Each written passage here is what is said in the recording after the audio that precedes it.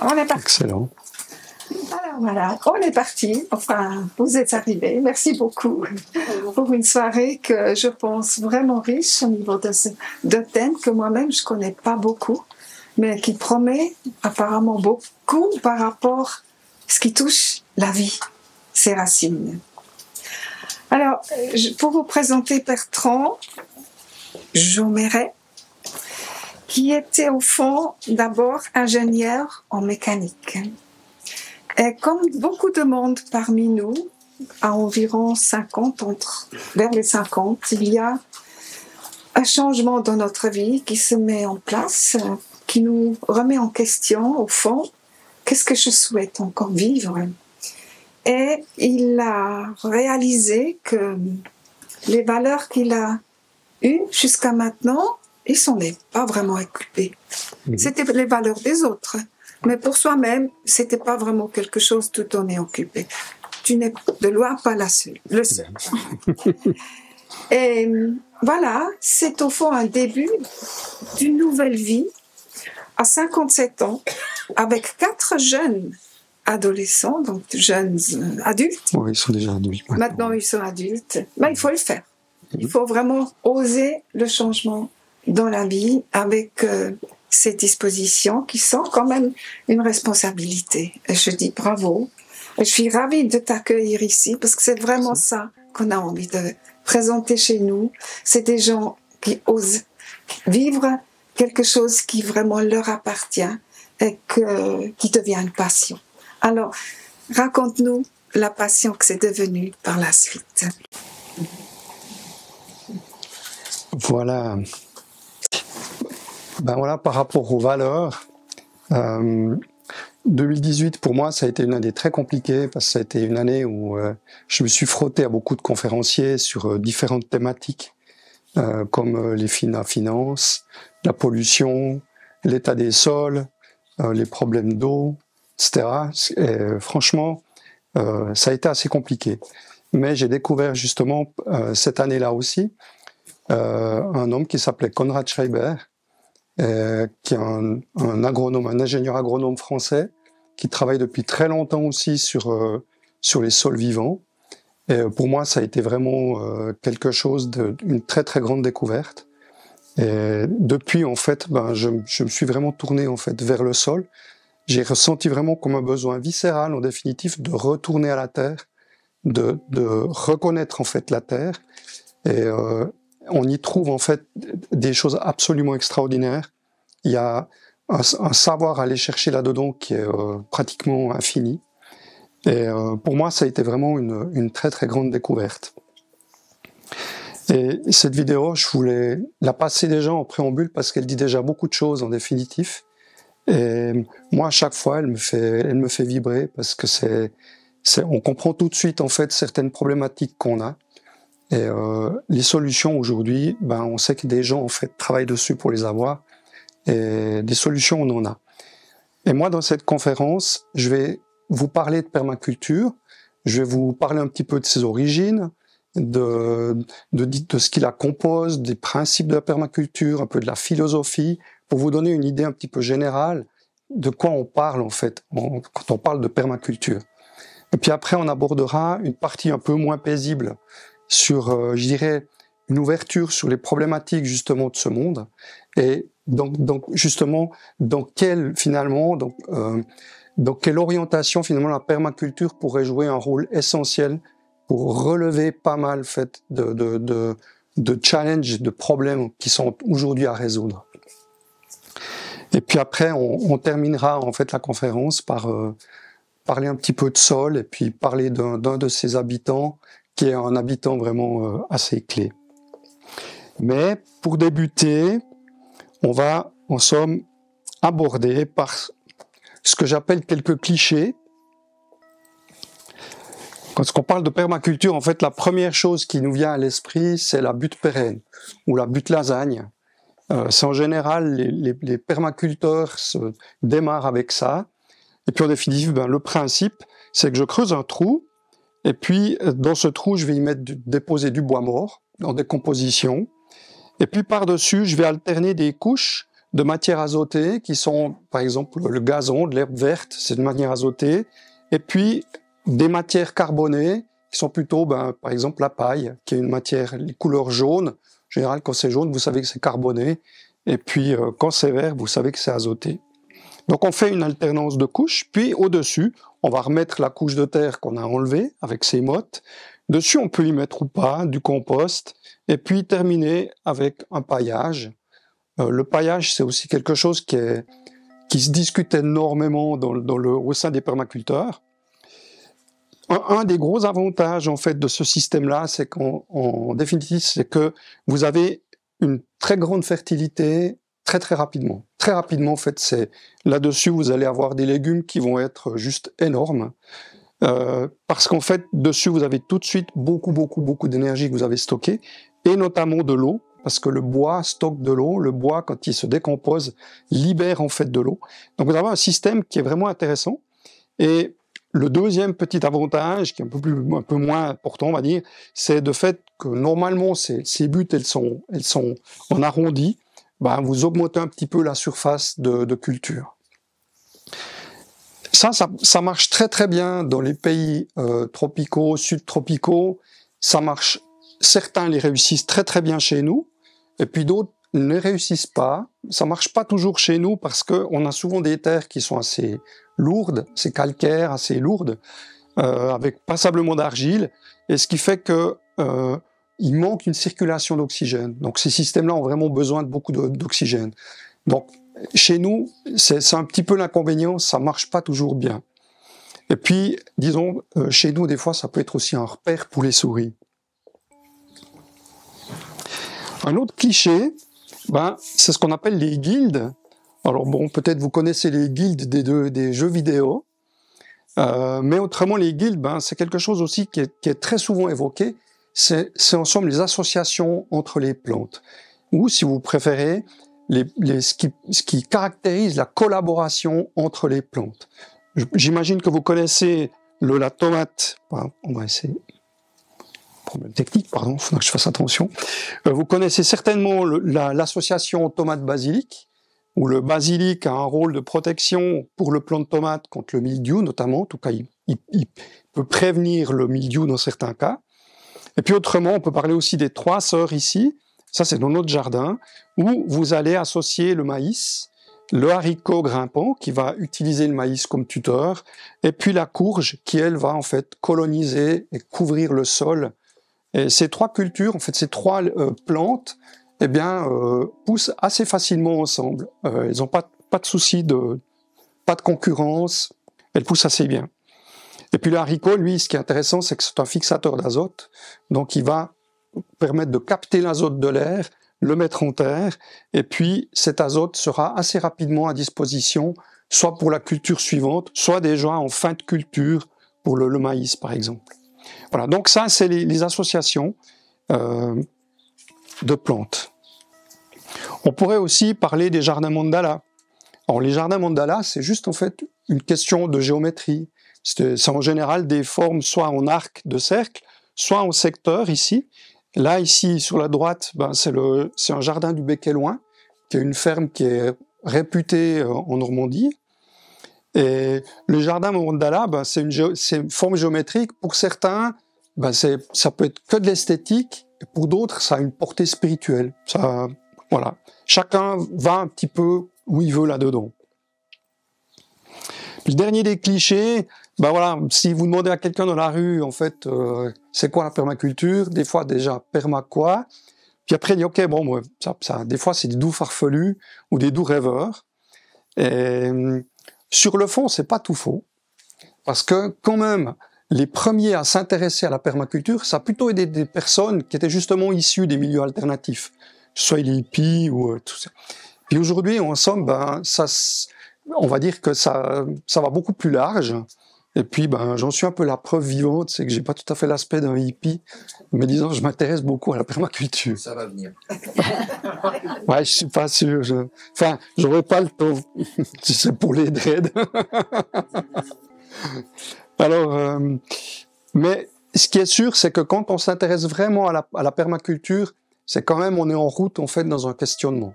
et sur un questionnement en tout cas sur notre société, sur notre mode de société.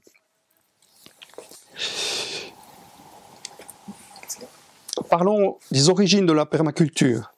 Alors, la permaculture, vraiment, on va dire, elle démarre vraiment avec deux personnes. On est en Australie, c'est dans les années 70, c'est pendant le premier choc pétrolier. Et puis là, vous avez Bill Mollison et David Holmgren, qui sont en fait les deux fondateurs de la permaculture. Tout ça, qui sont reconnus comme les fondateurs. Bill Mollison, lui, était aussi biologiste, et professeur à l'université de Tasmanie. Et David Holmgren, lui, finalement, c'était un de ses étudiants. Et dans leur cours, eh bien, ils discutaient très très souvent les deux. Et puis, une question qui s'était posée, c'était de se dire, mais finalement, la nature, presque partout sur Terre, la nature, ensemble, elle crée des forêts. Et comment ça se fait que notre agriculture, elle ne crée pas de forêt? Comment ça se fait qu'on n'utilise que des plantes qui naissent, qui poussent et qui meurent après une année? Et finalement, ce qu'ils décident de faire, c'est de se lancer dans l'expérimentation. Donc, ils installent un jardin près de Hobart. Et puis, ils vont en fait expérimenter, beaucoup expérimenter. Et puis, régulièrement, ils publient dans les différentes revues. Et en 1978, ils créent en fait le premier ouvrage de référence en termes de permaculture qui s'appelle Permaculture One. Le terme permaculture aussi, eh bien, vient de l'anglais, c'est permanent agriculture, et puis en français, c'est la culture permanente. Par permanence, il faut vraiment voir ensemble qu'on quitte le modèle annuel que connaissent en fait nos agriculteurs, nos céréaliers, pour en fait prendre une vision où on vient dans le temps long. Donc, quand on va parler de projets en permaculture, on va vraiment réfléchir sur des projets qui vont pouvoir s'étaler sur 2, 5, 8, 10, 15, 20 ans. Moi, je fais justement des projets où, en définitive, je ne sais même pas si je les verrai aboutis, parce que c'est des forêts qui vont devoir se recréer.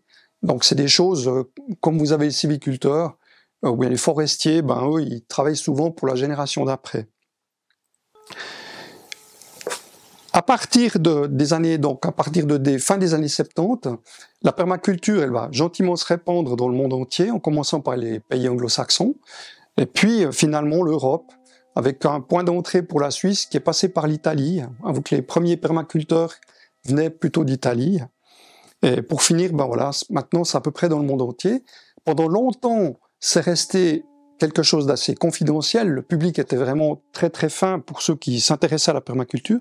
Mais aujourd'hui, en fait, la permaculture connaît quand même un essor qui est assez croissant.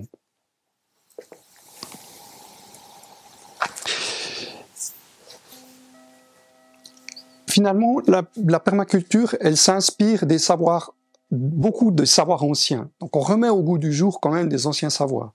Si on parle justement les associations de plantes, par exemple, c'est des choses que de longtemps de générations avaient expérimenté. Typiquement, les trois sorts, ça nous vient des Incas.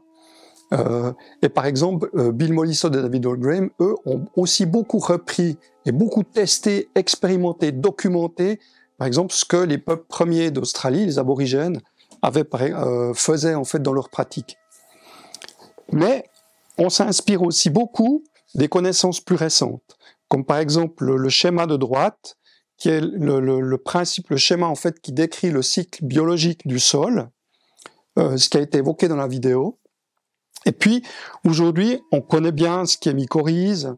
On a fait beaucoup de découvertes sur la mycorhize, sur la pédofaune, sur les minéralisations. Maintenant, on vient avec des termes de syntropie.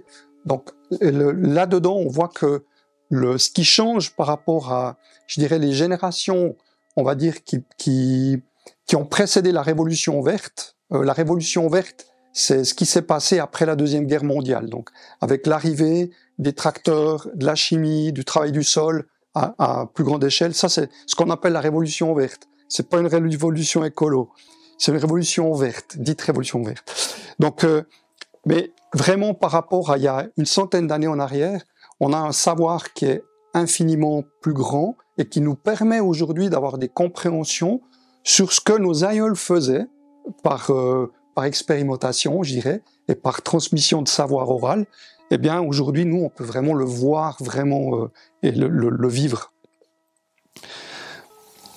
Un autre exemple, par exemple, de connaissance qu'aujourd'hui on connaît bien, c'est en fait la succession écologique. La succession écologique, ça démarre en définitive sur un terrain, un sol nu. Et le sol nu ne supporte absolument pas cet état de fait. Un sol nu, il est attaqué par le soleil et il meurt. Donc, tout de suite, la nature, elle va mettre en route des graines dormantes. Dans le sol, vous avez environ 14-15 000 graines en dormance dans 1 mètre carré de sol qui peuvent qui peuvent rester des dizaines, des centaines d'années comme ça. Mais à un moment donné, quand les conditions sont favorables, pouf, il y en a certaines qui partent.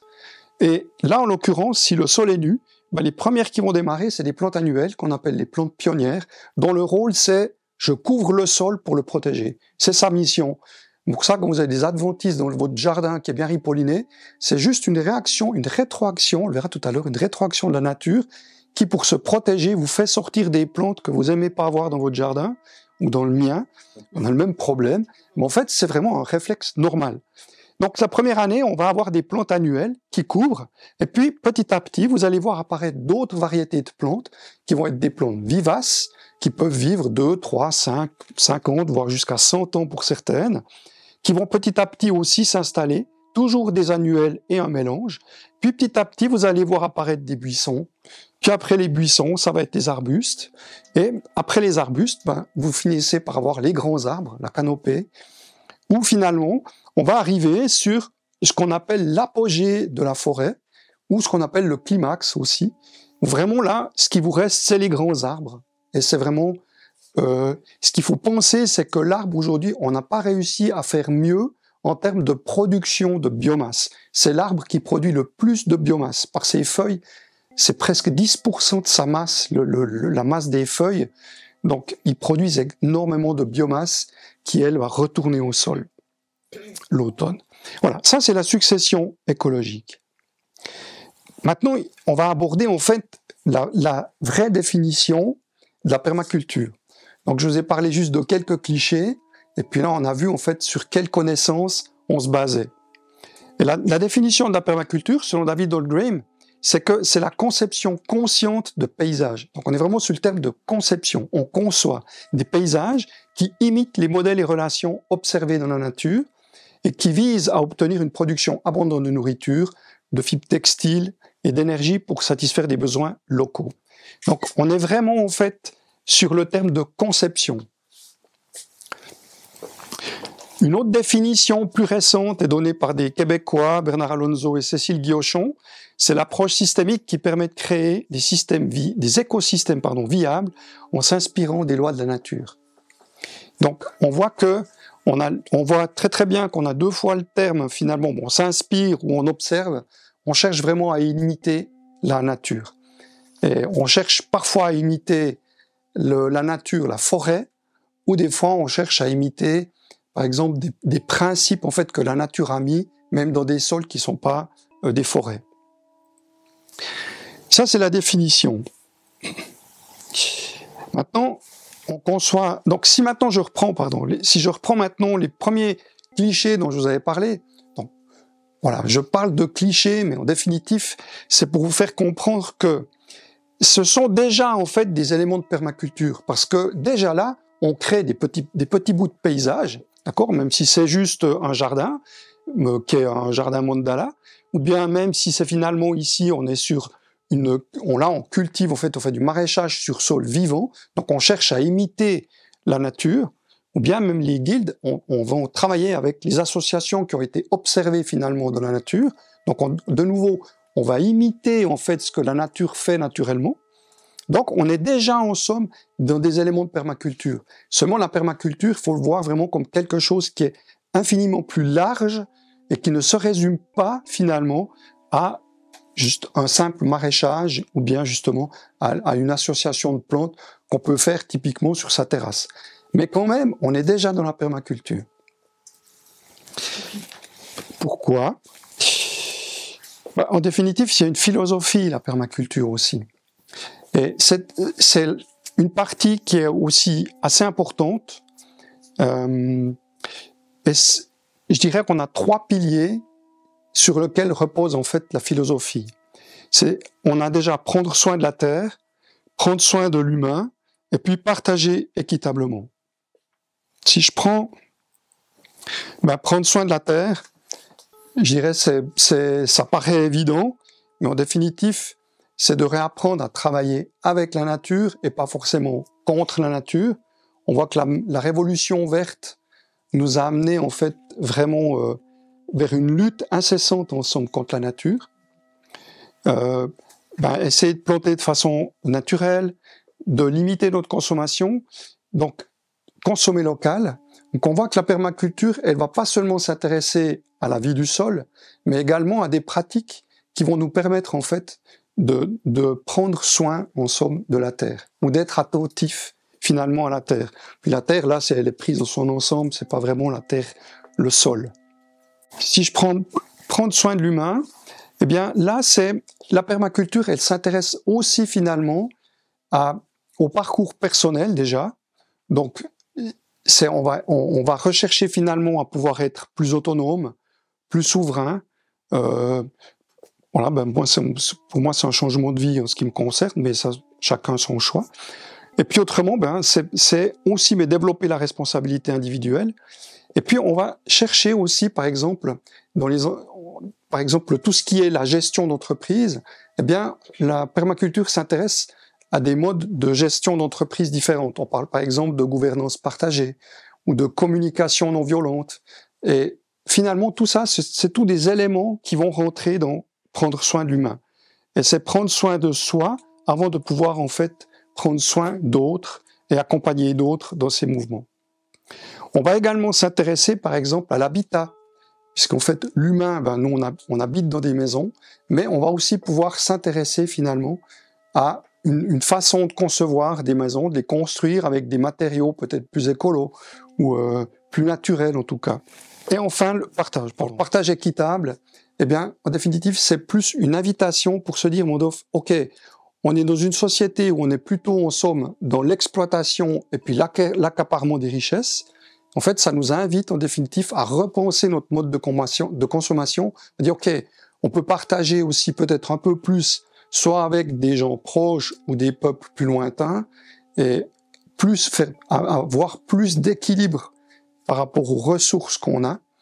Et c'est un petit peu dans ce sens-là qu'on peut aller. Donc c'est juste une invitation, c'est pas en fait une contrainte.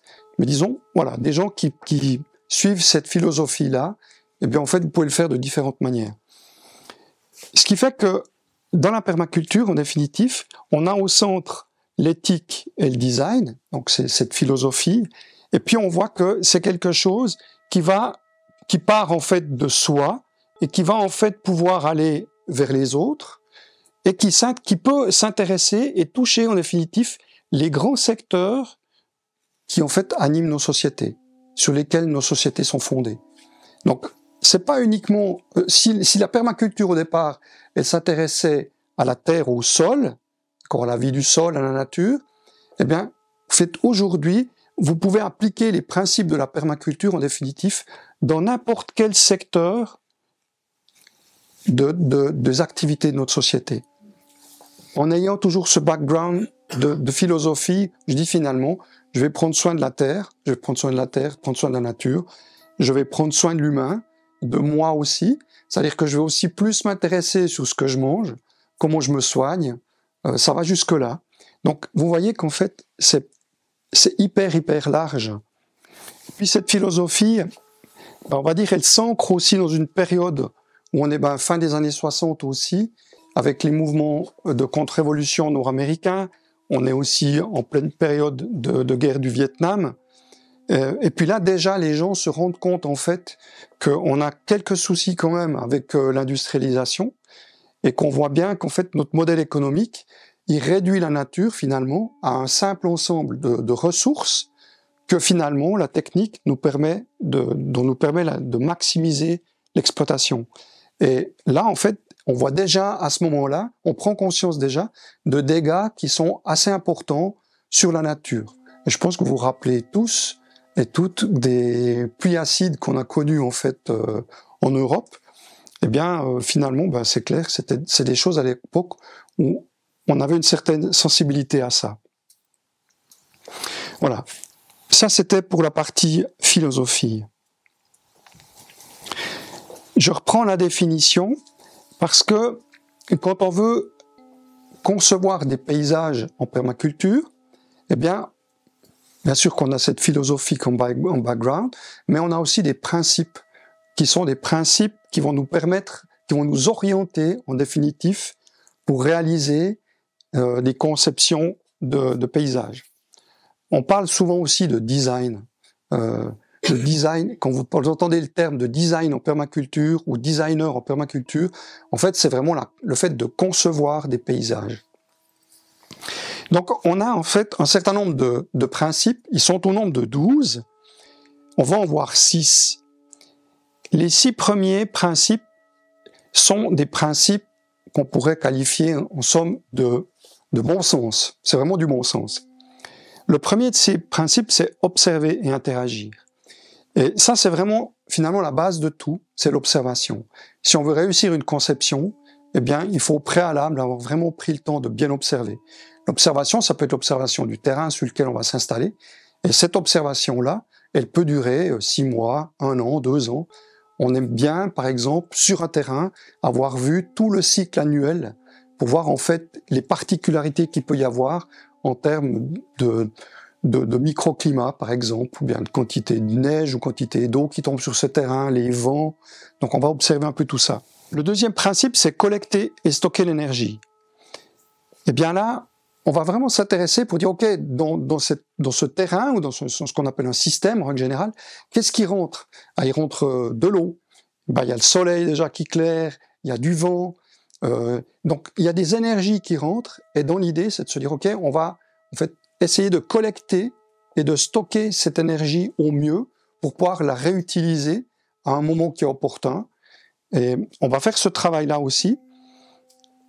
Et puis, ce qui va être important, c'est de tout de suite installer une production. Très rapidement, en fait, on va installer de quoi se nourrir. Alors là, on va se nourrir complet, mais disons, tout de suite, il faut avoir une production. Déjà, c'est une expérimentation dans la pratique.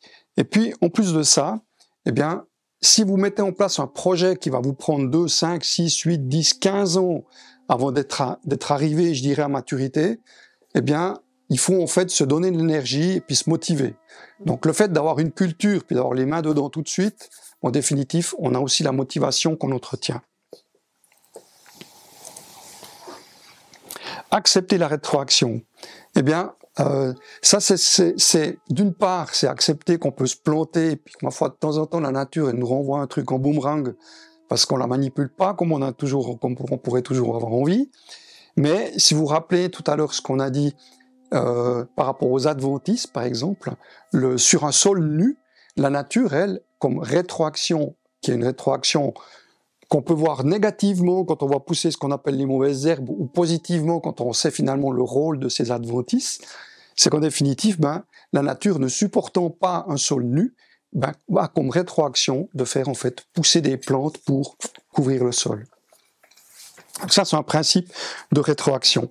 Et de même, quand vous allez, par exemple, nourrir le sol, comme ça a été présenté par cet agriculteur genevois qui parlait de ces cultures intercalaires, eh bien, en définitive, le fait de laisser en somme de la nourriture sur le sol, ce qu'on n'est pas tellement habitué, eh bien, en définitive, on voit que la vie s'installe. Donc, on a aussi une rétroaction qui est positive, avec en fait une vie qui prend en fait une puissance qu'on a peine à imaginer. Et ça c'est quelque chose vraiment, ça faut le vivre, je dis franchement, quand vous voyez la puissance du sol et la puissance de régénération des sols, ça je trouve que c'est très enthousiasmant. Valoriser les ressources, eh bien valoriser les ressources, c'est, on va essayer d'utiliser les ressources qui viennent sur notre site, sur notre terrain ou sur notre système, de façon à les utiliser au mieux, avec le plus d'efficience. Si vous avez de l'eau qui rentre sur le terrain, eh bien, vous pouvez dire, OK, est-ce que j'ai moyen tout d'un coup d'utiliser cette eau-là, puis tout d'un coup on peut la remonter par un tel moyen, puis la réutiliser 2 fois. Donc, c'est toutes ces questions-là qu'on va pouvoir en fait réfléchir pour utiliser au mieux les énergies qui nous sont délivrées. Et enfin, le dernier, qui est ne pas produire de déchets. Bien sûr, c'est en tout cas essayer de limiter en fait la production de déchets. Le déchet, par exemple, trop d'engrais peut être aussi un déchet. Donc là, typiquement, ça va être de valoriser les déchets qu'on fait, de les valoriser au maximum. Puis quand on parle de déchets, la définition, c'est qu'il faut penser que le déchet, c'est un produit qui est issu d'une transformation d'un système et qui ne peut pas être utilisé par un autre système. Donc dès le moment où on peut l'utiliser par un autre système, c'est plus un déchet. Donc c'est aussi ça qu'on va chercher à faire, en somme, quand on fait un concept de permaculture. Et voilà. Ce qui fait que, à partir de là, je vous ai donné un petit peu les éléments majeurs de ce qu'on peut dire pour... Je vous ai parlé de permaculture. On a vu en fait quelques clichés, on a vu aussi la philosophie, les définitions, les origines, et puis finalement maintenant, les 6 premiers principes. Et je pense que vous serez d'accord avec moi pour dire qu'en fait, on est vraiment dans le bon sens, en définitive. C'est juste du bon sens. Il n'y a pas une recette miracle. Là, on va aborder une partie un petit peu moins joyeuse. Ici, vous avez Pierre Teilhard de Chardin, qui était paléontologue, qui a été philosophe, qui étudiait les religions. C'est quelqu'un qui a vécu entre 1881 et 1955, sauf erreur. Et puis, lui, ce qu'il disait, c'est que, un peu avant sa mort, il disait que, attention, l'humanité, à l'orée du XXIe siècle, sera confrontée à une vingtaine de problèmes qui seront insolubles, inextricables et interconnectés.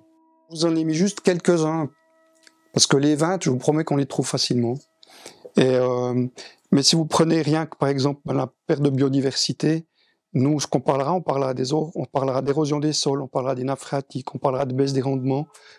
On s'aventure pas sur la maladie, ou je m'aventure pas sur le changement climatique.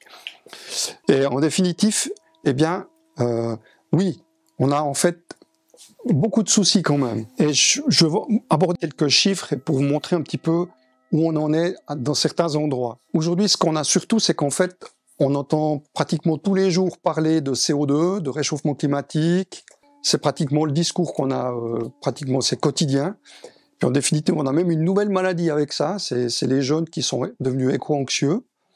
Et moi, en fait, je vais vous présenter d'autres choses. Alors, quelque part, j'en rajoute un petit peu j'en rajoute une couche. Mais en fait, vous comprendrez tout d'un coup qu'il y a aussi, ça vous allumera peut-être aussi certaines interrogations. Mais on va parler d'érosion et de rendement de culture. Là, vous avez la surface du globe, c'est à peu près 510 millions de kilomètres carrés. Ici, vous avez à peu près les 2 tiers, c'est les océans, les mers. Dans le tiers, ce qui reste, un tiers encore, c'est les montagnes et les déserts. L'avant-dernier tiers ici, c'est les forêts. Et puis, le tout dernier tiers, donc ça fait à peu près le 9e de la planète, c'est les terres cultivables. Les terres cultivables, elles sont estimées environ à 47-48 millions de kilomètres carrés par la Banque mondiale. Eh bien, avec chaque année, selon les études, on perd environ entre 26 et 36 milliards de tonnes de terre qui sont en fait qui quittent les champs, qui quittent ce petit 9e de planète pour en fait finir dans les océans. C'est vraiment une érosion. Alors 26 et 36 milliards de tonnes, ça fait un gros chiffre. Ça dit ok, c'est vraiment beaucoup. Quand vous le répartissez sur les 47 millions de kilomètres carrés, ça représente que 0,4 mm par an. Et ok, c'est peut-être pas si énorme que ça. 4 mm en 10 ans, 4 cm en 100 ans, ouais, il n'y a peut-être rien d'alarmant. Oui et non. C'est encore pas ça le pire. Mais quand même, vous avez des régions où c'est 1 cm par an. Et ça, par exemple, c'est chez nous en Suisse, ça concerne beaucoup de régions, parce que ça concerne toutes les régions où on a de la tourbe. Et puis, il n'y a pas seulement que dans la vallée des Ponts de Martel, où je viens, où vous avez les fameux bois des Lattes, où là, effectivement, les gens cultivent sur la tourbe, mais vous avez toute la plaine de l'Orbe, tout le Zéland, vous avez encore tout à l'est de la Suisse, en fait, il y a aussi toutes des zones où on cultive sur la tourbe, et là, la perte annuelle, c'est 1 cm. Pour garder les regards qui a 30 ans, les regards étaient à ras, eh ben, ils passaient dessus avec les tracteurs. Aujourd'hui, ils ont tous des petits cônes dessus parce qu'en fait, ils ressortent d'à peu près 30 cm du sol. Donc on a vraiment une perte de sol qui est vraiment très très importante. Si maintenant on s'intéresse à, je dirais, au type de surface et puis l'impact que ça peut avoir en fait sur les cultures, c'est qu'en définitive, là encore, les études donnent des chiffres qui sont vraiment super vastes. Donc les fourchettes, pour être juste, c'est compliqué. Mais certains parlent de 40 à 60% des surfaces agricoles qui sont dégradées, voire très dégradées. Quand on dit dégradé, ça veut dire en général, c'est qu'on a eu une grosse perte de carbone. Donc il y a énormément de carbone en fait qui s'est, on peut dire, quasiment évaporé. Et puis autrement, très régulièrement, ces terres sont souvent compactées et n'ont pratiquement pas ou peu de vie à l'intérieur. Donc pas de vers de terre ou peu de vers de terre, plus tous les micro-organismes que vous pouvez trouver dans le sol. Donc quand même. Bon, j'ai entendu un conférencier, un concurrent, mais il ne parle pas des mêmes sujets. Mais lui, il était plutôt à 75% des terres. Ouais. Moi, je peux pas vérifier ces chiffres, mais oui, on sait que c'est important. Par contre, ici, c'est les données qui sont, je ne sais pas si vous avez déjà entendu parler du couple bourguignon. Ouais, c'est des gens très bien.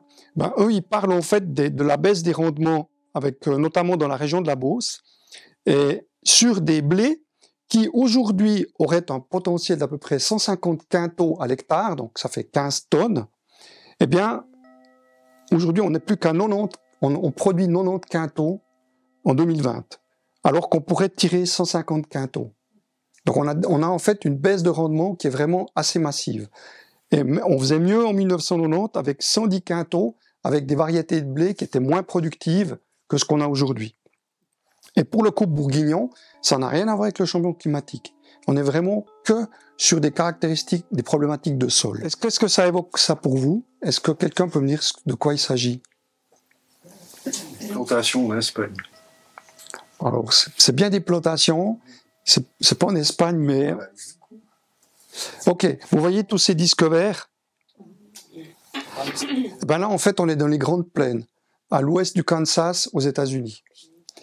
Et tous ces cercles verts, c'est des champs circulaires qui sont en fait arrosés par ces systèmes de portiques qui sont mobiles et qui tournent en fait autour d'un pivot central par lequel en fait on amène l'eau qu'on a pompée dans les nappes phréatiques.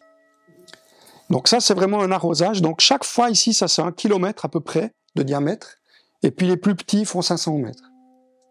Et ça ici, c'est un extrait d'une carte. C'est grand comme la France. C'est plus grand que la France, en fait, cette région-là. Et tout ça, eh bien, en fait, on va chercher ça dans le sol. Alors, parlons des nappes phréatiques. Eh bien, vous avez à droite un diagramme qui vous montre la courbe en rouge. Alors, j'ai pas plus tôt que 2000, mais c'était une étude assez importante qui avait été faite par ici l'Advances Earth and Space Science, où on vous montre en somme qu'en rouge, vous avez la consommation d'eau au niveau de la planète, toute eau confondue. C'est-à-dire que les eaux de surface, eau du ruissellement, c'est en Suisse par exemple, on a plutôt de l'eau de ruissellement, puisqu'on utilise les eaux des glaciers, tout ça, donc c'est l'eau du ruissellement. En vert ici, vous avez la courbe qui vous montre l'extraction de l'eau des nappes phréatiques. Donc là, on est en kilomètres cubes. Alors, si vous regardez en l'an 2000, on était à 1000 km3 d'eau consommée chaque année au niveau de la planète. En 2020, on est à 1300 m3 d'eau. En gros, ça fait 15 fois le lac Léman. Au niveau de la planète, ça paraît pas gigantesque, mais quand même, c'est déjà pas mal. Ici, vous avez la part qui est extraite des sols, et puis en bas, la dernière courbe, où on passe de 126 km3 en 1960 à 283 km3 en l'an 2000, eh bien ça, c'est l'épuisement des nappes phréatiques.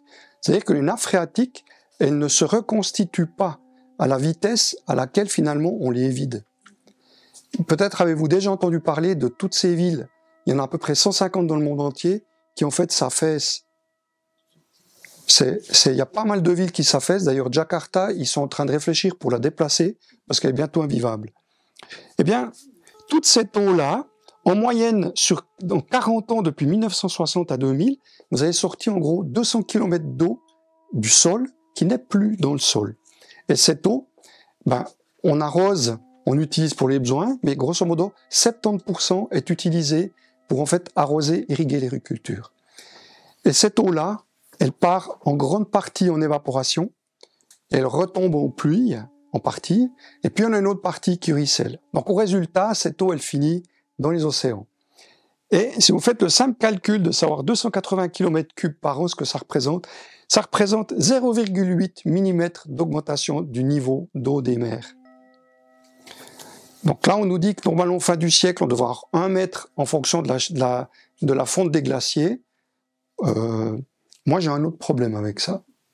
Parce que je vois qu'en fait, rien que l'extraction de l'eau des nappes phréatiques et l'épuisement des nappes phréatiques, c'est pas de l'eau qui va sur Mars. Eh bien, cette eau-là, en fait, elle finit dans les océans. Et ça provoque une hausse des océans qui est vraiment assez marquée. Je vous parle justement de cette région. Vous avez vu cet extrait de carte où on était l'extrait à peu près dans cette région-là. Eh bien, ça, c'est les grandes plaines. Et puis, sur les grandes plaines, vous avez en bleu, justement, l'aquifère qui s'appelle Ogallala, qui fait 488 000 km². C'est un petit peu plus petit que la surface de la France. Eh bien, depuis 1950, cet aquifère a baissé de plus de 10 mètres. C'est 2 cm de baisse par an. Je vous invite à rechercher sur Internet un reportage qui s'appelle Dust Bowl. C'est la plus grande catastrophe climatique que les États-Unis aient connue de leur histoire. Ça s'est passé dans cette région-là. Et je ne vais pas vous raconter ça maintenant. Si vous avez envie, après dans les questions, je vous en donne 2-3 éléments, mais autrement, j'ai pas trop le temps. Mais franchement, je vous promets, c'est édifiant. Pour certains scientifiques, alors là, je sais pas, mais en fait, le fait d'enlever des quantités d'eau, cela, on parle en 40 ans, on parle de plus de 2000 gigatonnes d'eau qui ne sont plus dans le sol. Oh bon, c'est des chiffres qui nous dépassent. Mais il semblerait qu'en fait, ça ait déjà un impact où ça déséquilibre légèrement l'axe de rotation terrestre. Là, on parle de quelques secondes. On n'est pas sur 1 degré, mais ça pourrait déjà avoir un impact.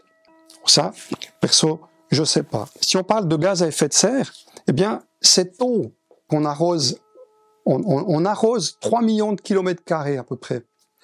Donc, on a en somme une évapotranspiration, pardon, j'y arrive, qui est en somme très importante.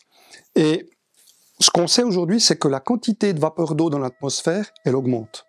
Et sachant qu'en fait la vapeur d'eau, c'est le plus puissant gaz à effet de serre, c'est à peu près 100 fois le CO2, eh bien, on peut, disons, s'étonner, en tout cas au minimum, s'étonner pourquoi on ne parle pas de l'eau dans les phénomènes de changement climatique.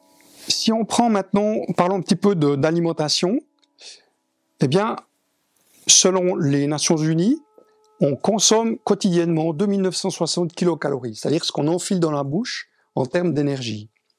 Et pour produire une calorie, si je prends le système américain, chez nous c'est un petit peu différent, si on prend, je ne bougera plus, si on prend le système américain, il faut 7,3 calories d'origine fossile pour produire 1 calorie de nourriture.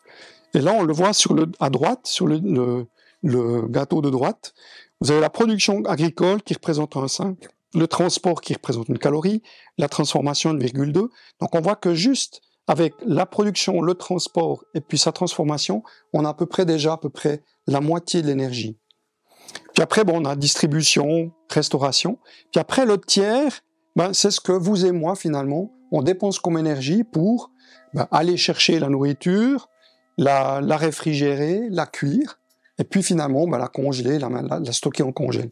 Donc, ici, on voit quand même que on a besoin quand même pas mal d'énergie, finalement, pour finalement mettre en valeur la nourriture, mais qu'on a, en somme, passablement d'énergie qui est faite pour finalement sa production.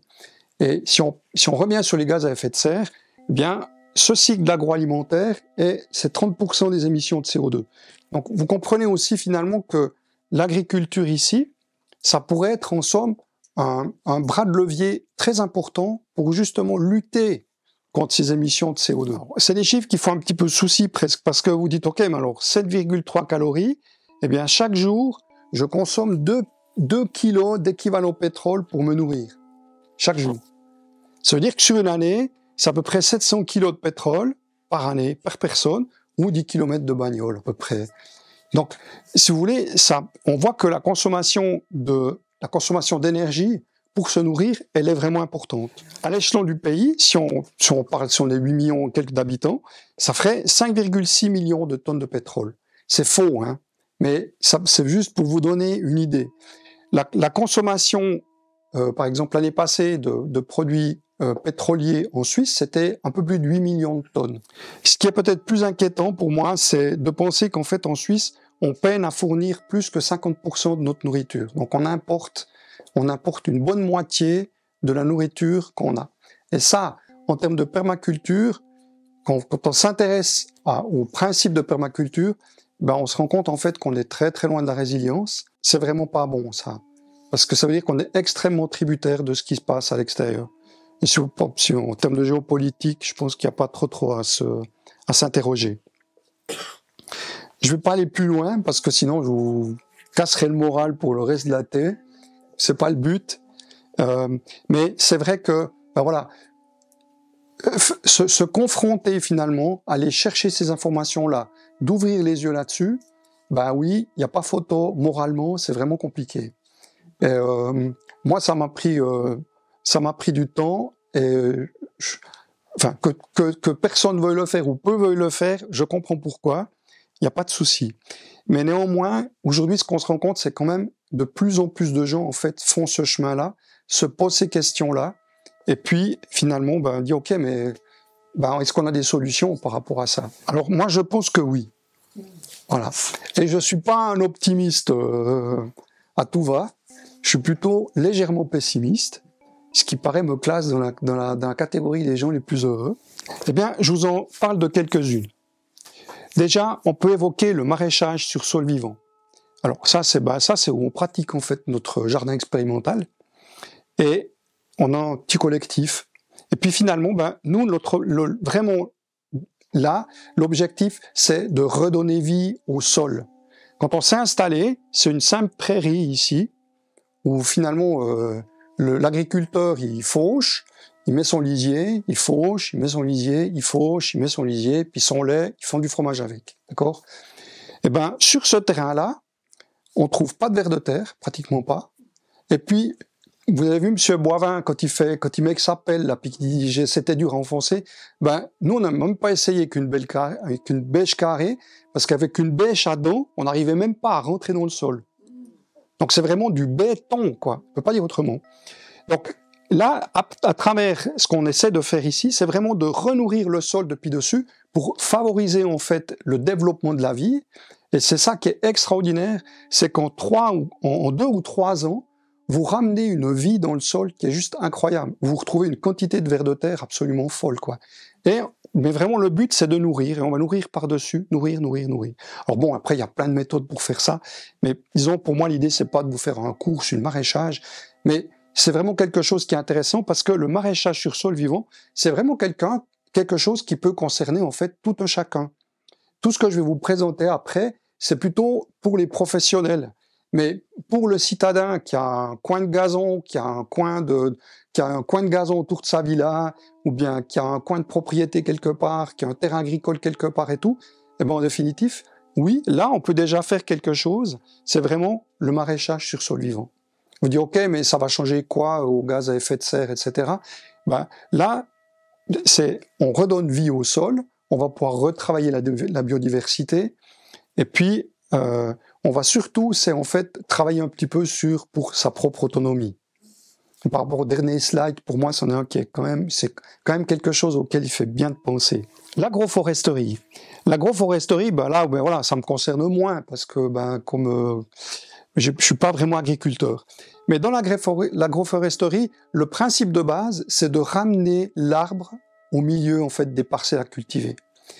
Et l'arbre, il a quelques services. On parle d'éco-service ou de service écolo. C'est qu'en définitive, il va déjà, vous voyez qu'il va provoquer de l'ombre, déjà de la mi-ombre, ce qui n'est pas forcément négatif pour les céréales, hein, parce que les céréales, elles aiment tout à fait pousser aussi un peu à la mi-ombre. Et puis, vous allez avoir une protection du vent, vous allez garder de l'eau aussi, parce que vous allez garder passablement d'eau. Et puis, il y a tout ce qui se passe sous le sol qu'on ne voit pas. Et là, en fait, la vie qui s'installe sous les arbres était quelque chose absolument extraordinaire. On a justement, dans tous les systèmes racinaires des arbres, et autour de ces systèmes racinaires s'installe une symbiose qu'on appelle justement la mycorhize, où c'est cette symbiose entre les racines et tout le monde des champignons, le mycélium. Et là, il se passe vraiment des choses assez exceptionnelles. Si vous voulez en savoir plus, je fais une deuxième conférence là-dessus où je vais plus loin dans le détail. Et là, en définitif, le fait d'avoir des arbres qui sont relativement distants, mais pas trop, ça va permettre en fait à développer sous le terrain, sous la culture, tout un réseau, en définitif, de champignons qui vont effectuer plusieurs services. Ils vont amener de l'eau, ils vont amener des nutriments, donc tous les minéraux qui remontent depuis la roche-mère. Et puis, chose aussi, c'est que ces champignons transmettent en fait énormément d'informations entre les arbres. Donc, dès qu'il y a des attaques sur un arbre, les informations, elles transitent aux autres arbres. Et tout ça peut profiter également à la culture qu'on va faire entre deux. Et là, typiquement, eh bien, certains évoquent déjà des augmentations de rendement de l'ordre de 40% sur les cultures, rien qu'en fait par cet agencement-là. Et bien sûr que l'agriculteur, lui, il va pas vous dire « Ah, moi je fais de la permaculture ». Non, il dit « Moi je fais de l'agroforesterie ». Mais si on revient sur la définition de la permaculture, que c'est de la conception d'un paysage qui imite la nature, c'est de la permaculture. Et puis, ça c'est ce qui était dans le sujet de la vidéo, d'accord ? Vous aviez cet agriculteur genevois qui vous parlait de culture de conservation des sols. Ça, je pense, c'est quelque chose qui est c'est quelque chose qui pourrait avoir un rôle extrêmement important. Donc la culture de conservation des sols, c'était ce qu'on disait, c'est qu'en définitif, on va essayer de mettre en fonction 3 règles. M. Bauwin en a parlé. Donc c'est déjà, on arrête le travail du sol, on arrête le labour. Parce que le labour, comme il l'explique très très bien, c'est vraiment une destruction en fait du sol, de la maison et de ses habitants. Et puis on a des problèmes de compactage énormes. Et puis finalement, on va également faire des rotations, ça c'est une chose, mais on va maintenir une couverture du sol, on va couvrir le sol. La base, ça va toujours être ça, de couvrir le sol en permanence. Et pour cela, eh bien, ils ont parlé de ces cultures intercalaires. En définitif, entre chaque, quand on sème en fait une céréale, eh bien, une fois qu'on a récolté qu'on fait la moisson de cette céréale, eh bien, on va directement planter un engrais vert qui sont, ça peut être de la moutarde, de la luzerne, tout un tas de plantes différentes, des mélanges, qui vont tout de suite occuper le terrain, donc couvrir le sol, pousser, produire de la biomasse, et puis pour la semence de la prochaine céréale, eh bien on va broyer en définitive tout cet engrais vert, le plaquer au sol, ce qui va nourrir le sol, maintenir le sol couvert, et puis on va semer en fait les graines par-dessous avec des outils spéciaux, on appelle ça un semi-direct sous couvert végétal. Et puis en fait, les graines dessous, elles démarrent très bien, elles traversent cette couche, et puis toute la vie du sol va en fait digérer toute cette matière que vous avez laissée dessus. Et avec ça, on régénère en fait des terrains à une vitesse assez ahurissante. Les charmes l'enlever complètement, je vais vous enlever. Non, alors, on les broye avec des, on appelle ça des machines à fléau, des broyeuses à fléau, qui vont vraiment hacher en définitif, mais les racines, elles restent dans le sol, parce que quand la plante, elle meurt, son système racinaire, lui, contient beaucoup de carbone, et puis ce système racinaire, il va être mangé par le sol, par la vie du sol. Donc en fait, vous avez directement capté du carbone par la plante que vous enfouissez. C'est là qu'il faut se rappeler que l'agriculture, ces modes-là, c'est certainement le plus gros moyen qu'on ait de baisser nos émissions de CO2, de capter le CO2, parce que en mode de culture de conservation des sols, on parle d'une captation de carbone dans le sol de l'ordre de 2,5 tonnes par année. Le canton de Genève, on parlait de plus de 80 000 tonnes de CO2 par année qui seraient captées juste en changeant les pratiques agricoles. Je vous laisse imaginer ce que ça donnerait au niveau national, au niveau international. Donc vraiment, et c'est un petit peu dommage parce que c'est les grands oubliés des plans énergie et climat. Mais franchement, là, il y a vraiment de quoi faire. Donc ça, c'est la culture de conservation des sols. On peut parler aussi des forêts comestibles, qui sont pas vraiment des forêts au sens législatif du terme, parce que sinon on peut plus rien y faire, mais qui sont en fait une utilisation de l'espace où on cherche à cultiver en strates. Si vous voyez, on a créé comme un croissant, d'accord, on va dire un amphithéâtre, avec à l'arrière des grands arbres qui forment une canopée, où en fait on cherche des arbres de grande taille, on expose le soleil, il vient d'ici, d'accord, et puis on va pouvoir mettre des grands arbres qui vont soit produire du bois, soit produire des fibres, soit produire même de la nourriture pour les animaux. Il y a peu de grands arbres qui fournissent de la nourriture qu'on peut manger. Mais pour les oiseaux, ça marche bien. Et puis après, devant, on va y mettre des arbres plus petits. Puis là, on peut mettre des fruitiers, de toutes sortes de choses. Puis après, devant encore, on peut encore mettre une rangée de plus petits. Puis après, là-dedans, on va remplir tous les trous avec, en somme, des arbustes plus petits qui aiment bien la pénombre et qui vont vous fournir une myriade de petits fruits différents, de fruits. Donc, on va utiliser toutes ces strates. On peut même, en fait, cultiver des plantes racinaires comme des pommes de terre, des topinambours, etc.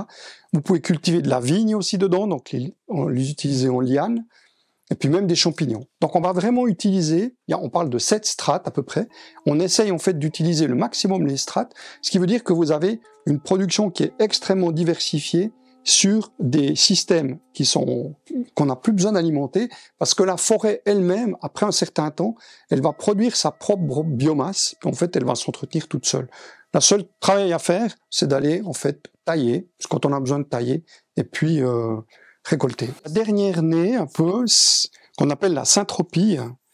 La syntropie, on va dire que c'est tout récent, mais ça se travaille depuis quand même un certain temps. C'est un Suisse, Ernest Götsch, qui était aussi ingénieur agronome, et puis lui s'est exilé au Brésil pour expérimenter ce qu'il avait en fait étudié, et où finalement, sur une parcelle de 400 km, 400 hectares, en fait, il est parti d'un terrain qui était mort, qui était complètement mort, sans eau, qui était une ancienne forêt primaire qui avait été rasée pour une scierie, et il a récupéré ce terrain-là, et puis après 40 ans, ceux qui voient ce terrain, ils disent en fait c'est redevenu une forêt primaire.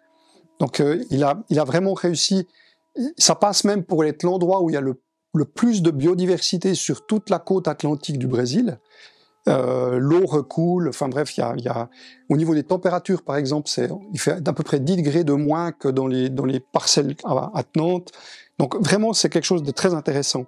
Et là le principe de la syntropie, syntropia le grec, c'est en fait on va vers une expansion, on va vers la complexité et l'abondance.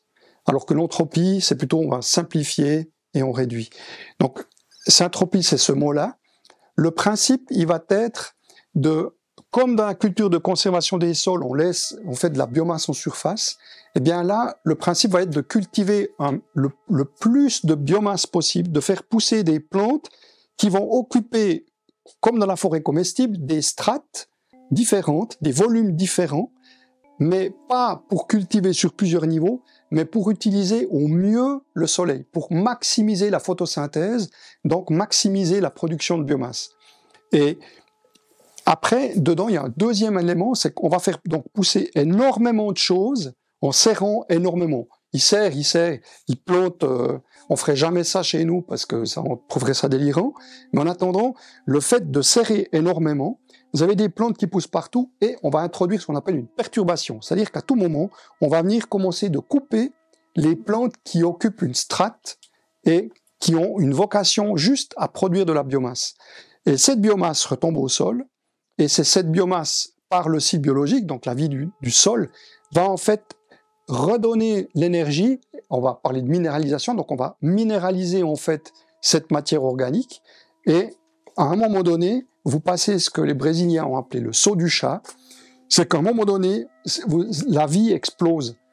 Normalement, un sol, il produit, mais là, en fait, vous arrivez vraiment, vous passez un seuil où c'est vraiment une explosion.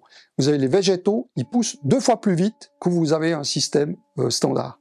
Et au gros avantage de la chose aussi, c'est que, en définitive, vous n'avez plus besoin d'apport extérieur. Une fois que vous avez planté et puis que tout pousse, eh bien, vous n'avez plus besoin d'inviter du compost, parce qu'en définitive, tout est sur place. Donc, ça veut dire que ça peut rendre les systèmes très autonomes, chose que là, c'est plus compliqué.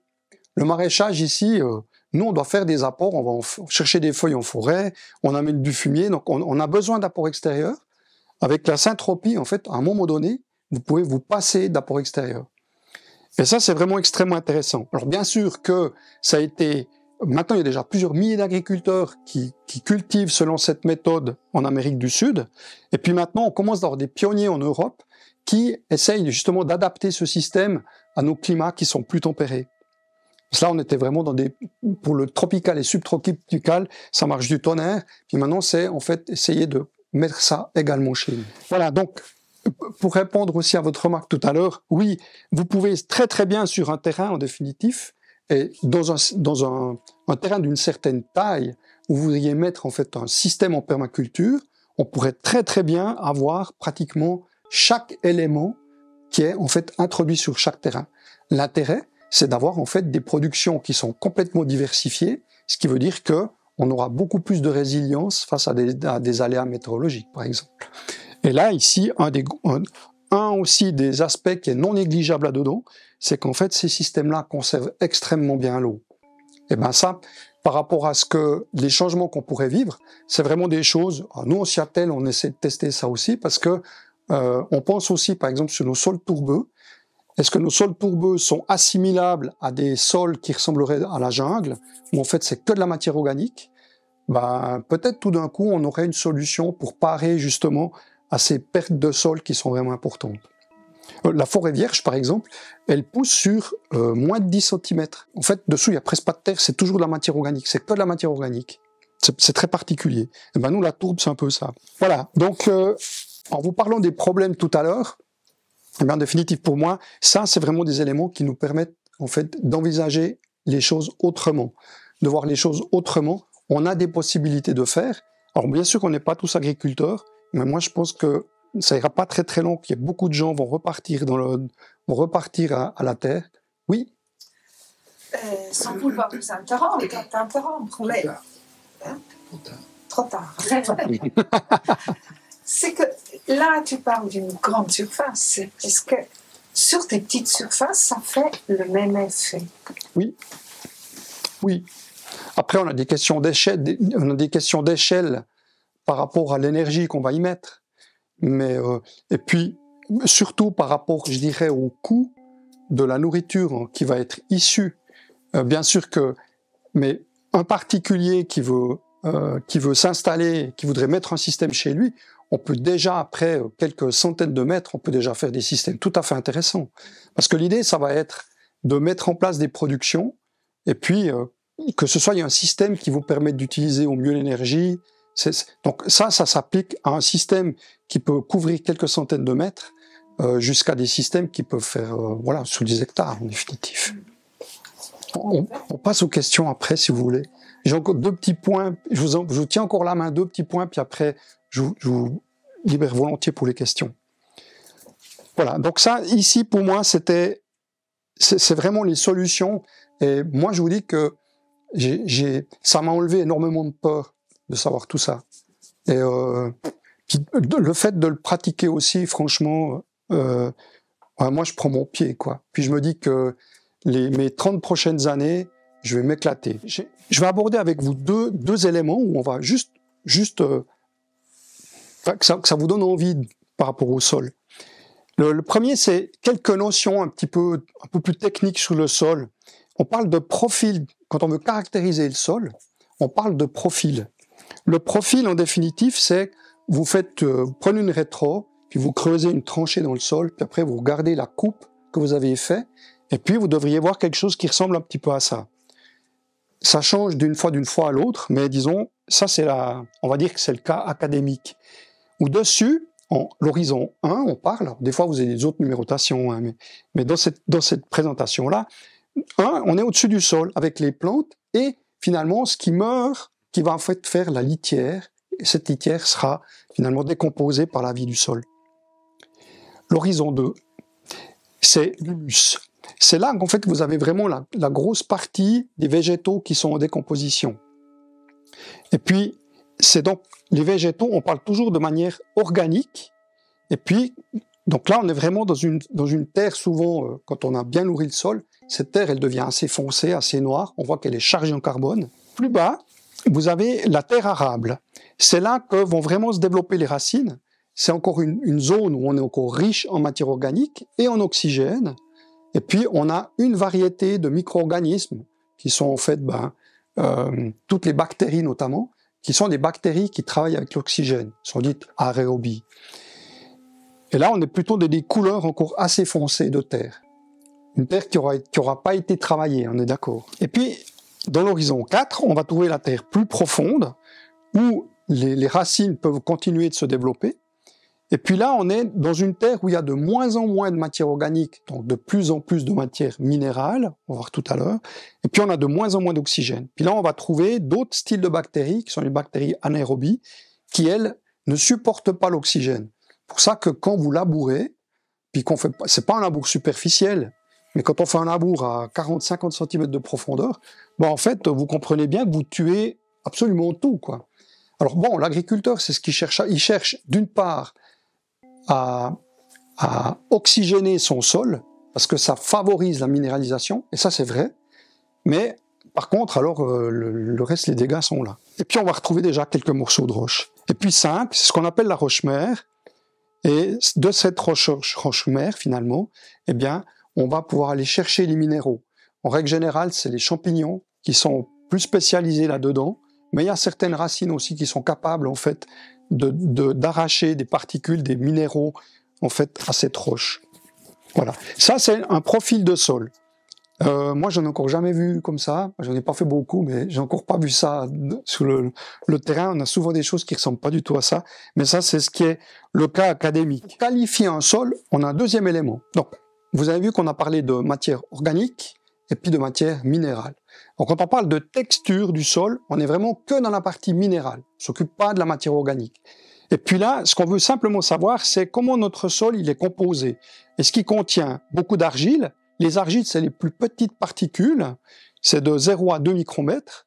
L'argile, c'est même particulier, une composition chimique différente des limons et des sables. Ça fait des petites feuillets, pour finir, ça fait comme un millefeuille, si vous voulez. Donc vous comprenez aussi pourquoi l'argile est étanche. Et puis après, vous avez les limons. Alors les limons, c'est de 2 à 50 micromètres. Et puis les sables, de 50 à 2000 micromètres. Pour donner une idée, un cheveu, c'est 70 micromètres en moyenne de diamètre. Donc quand on parle de micromètre, c'est toujours le millième du mètre. Du millième de millimètre, pardon. Et comment on fait pour connaître cette texture? Alors, ça c'est la méthode, je dirais, comme moi je la pratique, comme les permaculteurs en herbe la pratiquent. Mais si vous allez voir un biologiste, il vous dit non, ça marche pas. Mais je vous le présente quand même, parce que ça donne une bonne idée. Mais c'est vrai que ça marche pas vraiment bien. En fait, on fait une sédimentation. En tout cas, on essaye. Donc, on prend un échantillon de terre, et puis on le met dans un bocal avec de l'eau, on secoue, on a dit, il y a toutes les recettes, hein. Vous avez 24 heures, vous avez 24 minutes, enfin bref, quoi. Mais toujours est-il que vous allez laisser reposer, et en principe, les sables tombent au fond, les limons s'accumulent dessus, puis les argiles finissent par gentiment se poser. Et vous allez peut-être avoir un petit peu de matière organique qui va rester en suspension. Et ça, après, on va juste mesurer la hauteur, puis faire une règle de 3, puis on va dire, OK, là, j'ai à peu près 50% d'argile, et puis 40%, 30% de limon. Et puis, après, on a ici ce qu'on appelle le triangle des textures, qui est quelque chose qui a été établi au fil du temps, et puis qui va vous permettre de, en fonction du pourcent d'argile, limon et de sable, de positionner votre échantillon de terre, puis dire, OK, je suis dans une terre plutôt limoneuse. Si vraiment j'ai que du sable, je vais être dans une terre sableuse, ou une terre argileuse, ou bien une terre qui est que du limon fin. Et ça ici, c'est important, parce que ça va nous donner, en somme, le comportement de notre sol. Et ce comportement-là, eh bien, on va juste regarder un tout petit peu. Si vous prenez une terre qui est argileuse, c'est une terre qui est fertile dans le long terme, parce qu'en somme, vous avez beaucoup de minéraux qui vont être facilement accessibles par la vie du sol. Ça stocke pas mal l'eau. L'argile est un peu étanche. Par contre, c'est des sols qui sont très lourds à travailler, c'est difficile à travailler. Et puis, ils ont beaucoup de peine à se réchauffer le printemps. Donc, voilà, ça, C'est un comportement. Si vous avez, à l'autre extrême, vous avez la terre sableuse, ben, l'avantage de la terre sableuse, c'est que les carottes, elles poussent très très bien droites dedans. Par contre, la flotte, elle y reste pas. Donc, à un moment donné, suivant la nature du sol, eh bien, ça va nous dire un tout petit peu qu'est-ce qu'on va devoir faire pour finalement essayer de compenser ça, ou comment est-ce qu'on doit s'adapter finalement à cette situation-là. Donc ça, c'est la texture. Après, je pourrais vous parler encore sur le sol. On peut s'intéresser aux questions justement de minéralisation, puis alors surtout quand on parle de pH du sol, par exemple, ou bien maintenant on parle de potentiel redox aussi. Donc là, vous avez des notions qui sont un peu plus pointues et qui permettent aussi finalement de connaître le comportement et si notre sol est en santé. Parce que ça, c'est un truc qui est super important. Si vous avez un sol qui est en bonne santé, qui a de l'énergie, vous avez des bonnes chances de cultiver des plantes qui seront aussi en bonne santé. Parce que nous, on est les champions du monde pour cultiver des plantes malades. Après, il faut s'étonner qu'on ait des problèmes dans les... Enfin, le dernier point de ma conférence, ça va être de vous parler des vers de terre. Les vers de terre, c'est un des animaux les plus intéressants et les plus importants. Parce que, comme ils l'ont dit dans la vidéo, c'est un infatigable laboureur. Son rôle, lui, c'est qu'il va venir à la surface, enfin, il a creusé sa galerie, d'accord? Il va venir à la surface, puis il va venir, en fait, chercher des bouts de litière. Donc, il prend des feuilles.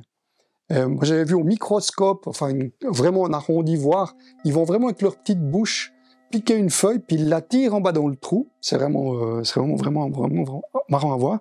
Ils font la même chose avec les céréales, les fûts de paille que vous avez. Ils commencent par les rassembler autour de leur trou. Ça fait des petits tas.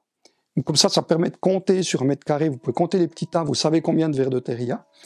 Et puis après, ils vont descendre gentiment ces fûts dedans. Puis comme eux, ils n'ont pas les dents pour mastiquer ces fûts qui sont durs, ils les descendent dans le trou. C'est les champignons, les bactéries qui vont s'occuper de décomposer cette nourriture. Puis après, ils peuvent manger les champignons, ils vont manger les parties tendres. Et en définitive, dans leur estomac, ils vont faire passer des minéraux, donc ils mangent la terre, ils font passer les minéraux, et ils vont mélanger en fait les minéraux avec la matière organique qu'ils digèrent, et ils vont vous ressortir en fait de la terre, qu'on appelle ces fameuses turicules que vous avez sur le gazon. Quand vous avez beaucoup de turicules, vous savez que vous avez beaucoup de monde qui travaille dessous, c'est plutôt bon signe. Et ça, c'est extrêmement fertile. Et puis, les vers de terre, dans leur conduite, ils vont aussi déposer, j'entends, ils défèquent, tout ce qu'ils peuvent. Ils ne sont pas les seuls d'ailleurs. Et puis, ils vont également colmater les parois de leur galerie avec des cols. Et tout ça va en fait servir en fait de buffet pour les micro-organismes. Donc là, les micro-organismes s'installent, les champignons aussi s'installent, et tout ce petit monde va manger en fait tout ce que les vers de terre auront laissé sur les bords, et puis ils vont participer à ce qu'on appelle la minéralisation. Ça, j'ai peut-être sauté une étape, mais ça fait rien, on y reviendra après. Si on s'intéresse maintenant à la quantité de vers de terre, alors là, on commence à avoir des chiffres qui sont impressionnants. Si vous prenez à l'échelon de la planète, si je prends la biomasse végétale, donc tous les arbres, on peut dire à peu près que la masse, elle est égale entre la partie aérienne et les parties racinaires. Donc, pour ça, quand vous voyez une forêt, il faut imaginer que dans le sol, il y a à peu près la même masse en système racinaire. Ce qui est vraiment important. Et si maintenant on prend la biomasse totale animale, juste ce qui est terrestre, sans parler des poissons, vous voyez que les vers de terre représentent 66% de la masse totale qui est vivante sur Terre. Donc, en volume, c'est gigantesque. Après, si maintenant on s'intéresse au nombre d'individus, on peut avoir 40 individus au mètre carré. Donc, ça paraît peu. Si je dis 400 000 à l'hectare, ça fait déjà des chiffres plus imposants. Et puis, ça peut aller au-delà de 40 en définitive. Et ça peut aller au-delà de 40. Dans un sol qui est mort, vous allez peut-être avoir 1 voire 2 vers de terre au mètre carré. Donc là, on comprend aussi que les vers de terre on va le voir tout à l'heure. Là, je suis sans filet. On a 3 grandes familles de vers de terre. En réalité, il y a plus de 6000 espèces, mais on peut les lire, il y a 3 grandes familles. Vous avez les épigées. Alors l'épigée, c'est les vers de terre qui vivent dans la litière. C'est des vers de terre de surface. Ils n'aiment pas la lumière, donc ils se baladent dedans, mais en fait, c'est eux qui consomment vraiment le plus la litière. Ensuite, vous allez avoir les épigées, les endogées, pardon. Les endogées, eux, ils vivent que sous terre, pratiquement, et leur particularité, c'est qu'ils font des galeries horizontales. Et puis on voit qu'au niveau de la couleur, ceux-ci sont plutôt rouges, et puis ceux-ci sont plutôt blancs. Et puis finalement, la dernière catégorie, qui sont les anéciques. Les anéciques, eux, ils ont la particularité, ils sont plus gros, plutôt beige, et puis eux, ils font des galeries verticales, qui peuvent faire plusieurs mètres de profondeur. Dans le sol, donc, avant ils ont parlé qu'il pouvait y avoir plusieurs centaines de mètres de galeries dans 1 mètre carré, c'est effectivement le cas. Sur 1 hectare, ça peut aller jusqu'à 4000 km de galeries, ou si vous voulez, c'est 400 mètres de conduite au mètre carré. Et ça, c'est vraiment hyper capital, parce que dans cette terre, quand vous avez beaucoup de vers de terre, eh bien, ces vers de terre, ils vont mélanger énormément de matière organique. Chaque année, on estime que 1 kg de verre, ça vous dit pas le nombre, mais il transforme à peu près 300 kg de terre. Ce qui veut dire que, à peu près tous les 5 ans, on considère que tout le volume de terre a passé, en fait, dans les estomacs, a été complètement travaillé. Ce qui est, en fait, assez considérable. Donc, comme j'expliquais avant, hein, les déjections, eh bien, elles sont mises sur les parois, comme les cols, et puis finalement, toutes les bactéries et tout ça vont pouvoir, à partir de tous ces composés, minéraliser, en fait, la matière organique. Donc, quand on parle de minéralisation, ça veut dire que les bactéries, elles sont capables de refaire des éléments chimiques, comme vous les auriez étudiés dans le tableau de Mendeleïev. Donc, elles vont refaire, en fait, du potassium, de l'azote, du carbone, du calcium, du soufre, enfin bref, tout ce que vous allez trouver comme éléments chimiques et qui ont la particularité, c'est d'être immédiatement assimilables et facilement assimilables par les plantes. Donc ça, c'est ce qu'on parle de minéralisation. Cette minéralisation, elle se fait tout le temps. Donc en fait, dès qu'il y a la vie qui s'installe et qui travaille, assez rapidement déjà, les éléments sont directement disponible pour la plante qui est en croissance. On n'a pas besoin d'attendre l'année d'après, c'est déjà disponible. Une des choses qui est assez exceptionnelle aussi par rapport aux vers de terre, c'est que justement, grâce aux galeries, c'est que vous avez une absorption d'eau qui est absolument phénoménale. Donc si vous avez un sol qui n'a pas de vie, où vous avez que très très peu de vers de terre, vous pourrez avoir une absorption d'eau qui va être de l'ordre de 6 mm par heure. Ce qui veut dire que si vous avez une pluie qui fait 10 mm heure, qui est déjà une bonne averse, eh bien, en fait, vous savez que sur un terrain comme ça, vous aurez fatalement du ruissellement et en fait de l'érosion. Sur un sol qui contient passablement de vers de terre, ça peut monter jusqu'à 150 mm heure. Voilà, même un orage du Tessin, en fait, il est complètement absorbé, il n'y a pas de ruissellement. Sauf si à un moment donné, on a saturé complètement tout le terrain en eau. Ça, c'est une autre question. Mais en fait, vous avez vraiment une absorption d'eau. Ce qui veut dire qu'en été, quand vous avez des orages qui sont brutals, en définitive, si on a des problèmes d'érosion, c'est parce qu'en fait, on n'a pas de vers de terre, puis qu'on n'a pas de galerie. Enfin, et ça c'est pour terminer, les vers de terre sécrètent donc des cols, la bioméline, sauf erreur, et puis les bactéries également. Elles font des cols qu'on appelle également des biofilms. Et tout ça va en somme permettre à la Terre, ça va structurer la Terre en tout petits agrégats. Donc, quand vous prenez une Terre qui n'est pas, comme il l'a montré au départ, très très dure, puis vous la démontez, elle se réduit en poussière. Tandis que là, vous allez avoir une Terre qui va se réduire, mais juste sur comme des petites boules, des agrégats qui sont vraiment des petites boules. Et puis, là, je vous ai représenté en définitive ces agrégats. Et en fait, l'intérêt de ces agrégats, c'est qu'en définitive, ça laisse énormément de place pour stocker de l'oxygène et de l'eau.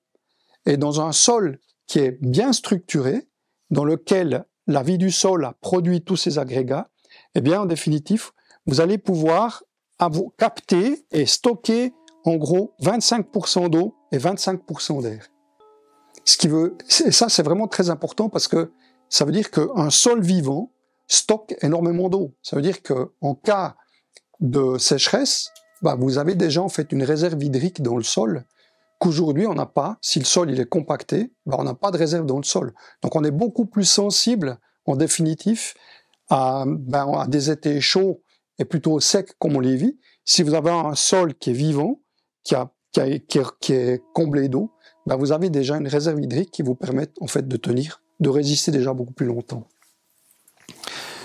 Donc voilà aussi finalement un des gros points de finalement ces vers de terre. Et j'en suis arrivé au bout.